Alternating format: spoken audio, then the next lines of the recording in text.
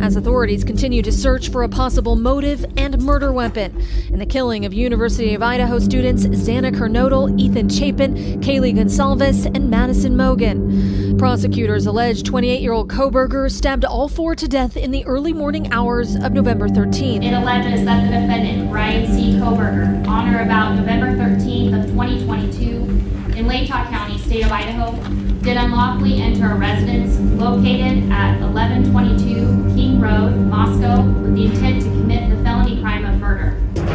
All right, we are taking a closer look at the evidence that could potentially be used against accused Idaho killer Brian Kohberger. Count 2 alleges that you committed the felony offense of murder in the first degree.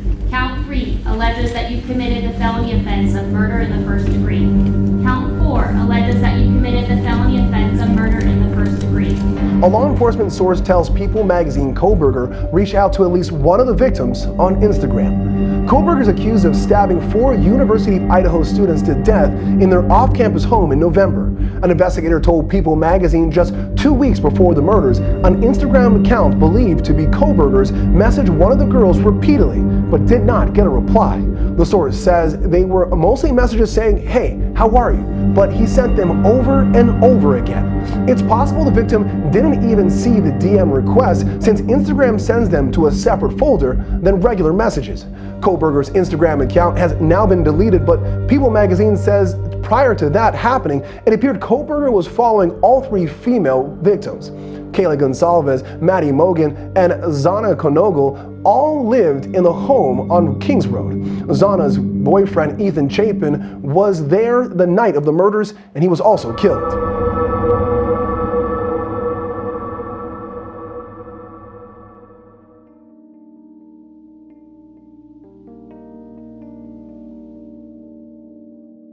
More than 6 weeks after 4 University of Idaho students were mysteriously stabbed to death in a house near the Moscow, Idaho campus,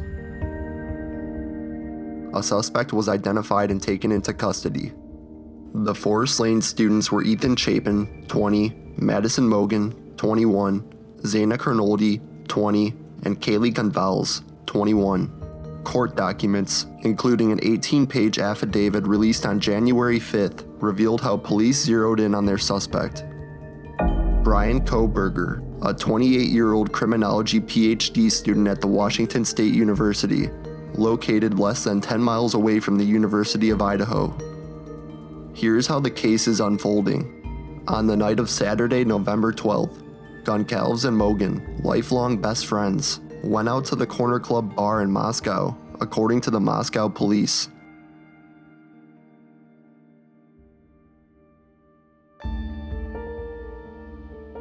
Meanwhile, Chapin and Kernodle, who were dating, went to the Sigma Chi house Saturday night, police said. 2 other roommates, who survived the attack and are not considered suspects, also went out in Moscow that night, police said. Sunday, November 13th, at about 1:40 a.m., Gonsalves and Mogen were seen on video at Grub Truck, a local food vendor, and used a private individual to get a ride home, getting back at 1:45 a.m. A man seen in surveillance video at Grub Truck and the person who drove them home are not considered suspects, according to authorities. You're looking at enhanced video of the confrontation between 2 of the University of Idaho murder victims and another student at a food truck.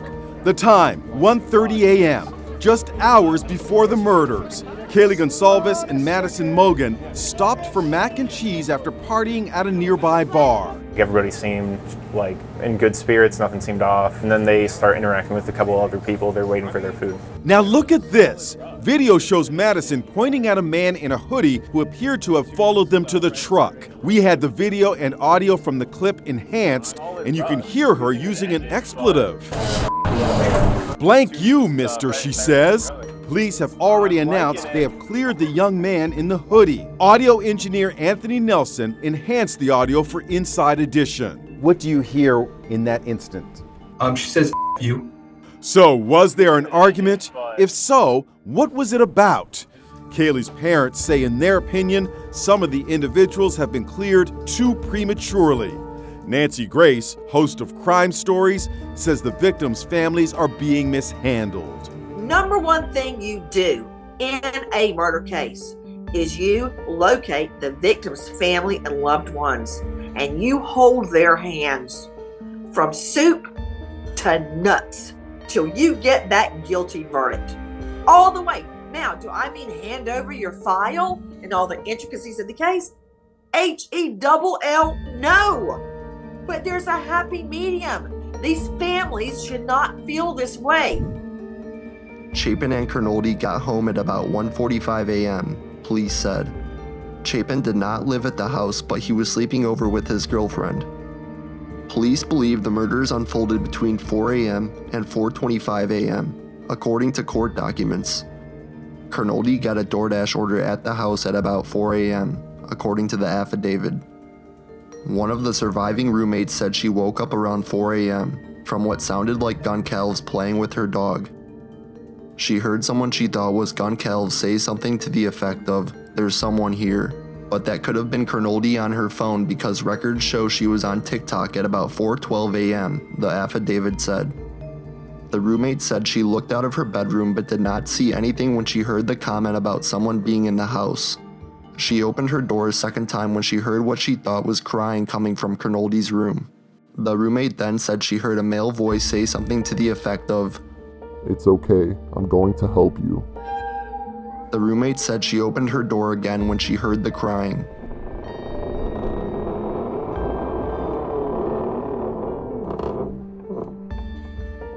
And she saw a man in black clothes and a mask walking past her. She stood frozen and in shock, according to the court documents. The roommate said she didn't recognize the man, who she said walked towards the house sliding glass door. She described him as 5'10" or taller, and not very muscular, but athletically built with bushy eyebrows. The neighbors to my left here have a surveillance video camera that picked up audio from Xana Kernodle's room about 50 feet away, about 4:17, hearing the dog begin to bark, hearing a loud thud and what sounded like either whispers or whimpering at around 4:17 during the time of the murders. So circulating online are posts like the ones you see on the screen of this alleged audio of that surveillance video here. And so being on the ground, I spoke with the neighbors here. Paul's going to pan over here how close this home is, this blue home that we've seen next to the crime scene where that surveillance video would be. I caught the people living there walking out earlier, and they have debunked that audio. It is not the audio from that surveillance video. So I think that's important to clear up because those posts have gone so viral. But you can see behind me just how close that blue home where that surveillance video would be to Xana Kernodle's room, right up there on the second floor, to be able to pick that up. On the morning of November 13th, the two roommates called friends over to their house because they thought one of the victims on the second floor had passed out and wasn't waking up. At 11:58 a.m., a 911 call from one of the roommates' phones requested help for an unconscious person. Responding officers then found 4 victims. Authorities said they do not believe anyone at the house at the time of the 911 call was involved in the murders. Authorities revealed surveillance video and saw the suspect's white Hyundai Elantra go by the victim's house 3 times before entering the area for a 4th time at 4:04 a.m. Now, newly released security video shows what could be suspect Bryan Kohberger's white Elantra driving past the crime scene the day of the stabbings. The video shows what appears to be a white vehicle driving by, slowing down near the King Road home. In an affidavit released last week, investigators say Kohberger's phone pinged in the area of the off-campus home at about 9 o'clock the morning of the murders. Court documents also say multiple security cameras near the murder scene caught video of a similar vehicle driving by the home at least 4 times between 3:29 and 4:20 the morning of the murders. Experts say the video shows the vehicle speeding away from the crime scene area at about 4:20 a.m., which, according to the affidavit, is right after the murders likely occurred. Police said they traced the car's travel that night back to Pullman, Washington, where Kohberger lived. Kohberger's phone was tracked heading to Moscow before the attack, but the phone was off from 2:47 a.m. to 4:48 a.m., which is consistent with Kohberger attempting to conceal his location during the quadruple homicide. He also returned to the area of the house where the 4 students were killed just after 9 a.m., about 5 hours after the murders. His phone was near the victim's house at least 12 times before the murders, as far back as August, according to the affidavit. All of those times, except for one, were late at night or early in the morning. Thursday, November 17th. Autopsies conducted on November 17th determined all victims were stabbed multiple times. The 4 students were probably asleep when attacked, and some had defense wounds. It is incredibly quiet and tight-lipped at Washington State University, not just on the administrative side, but also among the students. And that's why I want to bring in our Brian Entin, who's our senior national correspondent at News Nation. All of this is quite surprising. You know, here we are months after the murders, Brian, and this information is coming out, and it is very, very hard to get official acknowledgement of this from Washington State University. It is, Ashley, and this is very interesting what you have uncovered, because I'm thinking back to when I was in the building there where you just saw the video where Bryan Kohberger was teaching, was also a student, a PhD student, criminal justice there at Washington State University. And the first thing I noticed when I was wandering around all of the hallways on multiple floors is on the bulletin boards, they had all of the teacher assistants, the TAs, and the professors listed in many different places, and his name didn't appear anywhere. I initially thought, okay, they went through after the arrest and they got his name off of everything in this building. But now I'm wondering, with this new information you're reporting, did they take his name down much earlier because he was in fact fired? Well, it's pretty fascinating, because if you think about the dates, December 22nd, if he's withdrawn from the data system in that university, he still hasn't been arrested until December 30th, that Friday night. And we are also told that it was official, his official termination actually happened at the very end of that month. He was told, you're finished, you're not going to be a TA in the spring session. I'm not sure about the winter session, but the word has it that it was the 30th, that it was completely over, and that just, that ends up being the same day that he was arrested. What I'm curious about is why the students are so quiet about this. I understand the staff. They work for WSU. They have to toe the line if WSU doesn't want them speaking, but students don't work for the school. They can talk if they want to, and yet they haven't. They've talked a little bit, Ashley. They don't want to go on camera when we've been on campus in the past, but they have spoken a little. From what we've gathered, he was a TA of both Criminal Justice 101 and criminal law. We heard from several students along the way that he gave off weird vibes, that they got a creepy feeling from him. We also heard something that matched up with your new reporting tonight, that he was a hard grader. That at one point, actually, there was such an issue with the way that he was grading papers that a higher level professor had to come in and get involved at one point. Brian, I remember when that original reporting broke, but I never remember anyone delineating between the grading being tougher on the women than on the men, just that he was very hard on the students. But not only are we hearing that he was grading women differently, but also that he was rude to women, and that he, quote, had a sexist attitude towards women among his multiple behavioral problems. Yeah, that is new. I haven't heard it to that extent. We did hear a little bit about possibly some sexism. We also heard, if you don't remember, Ashley, about there was an issue, he maybe had an issue with like a pride flag on a door in one of the school buildings there.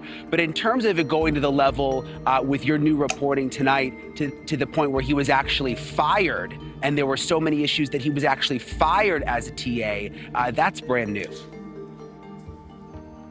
So, Brian, I'm just looking over this timeline again, and it's pretty astounding, because he only started as a TA at the end of August, but the problem started right away on September 23rd. Look at this timeline. There are just mere, sometimes, days and short weeks in between each issue.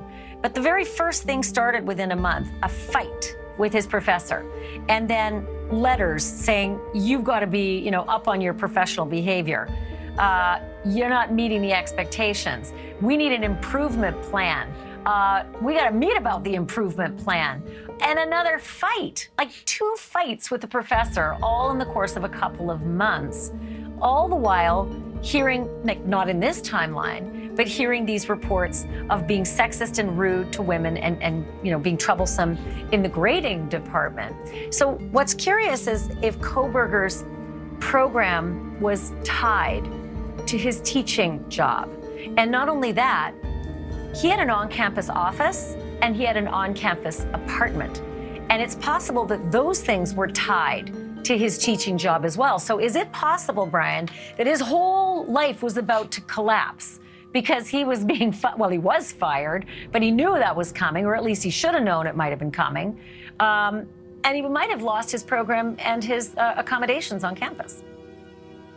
It's a very big possibility. Let's go back and think to the fact that his dad came out to drive with him back to Pennsylvania. A lot of people question that. Why would the dad fly all the way over there to drive the car all the way back just for a Christmas break? Why wouldn't he just fly back? Would it even maybe be cheaper? Was there more going on behind the scenes now that we know all of this?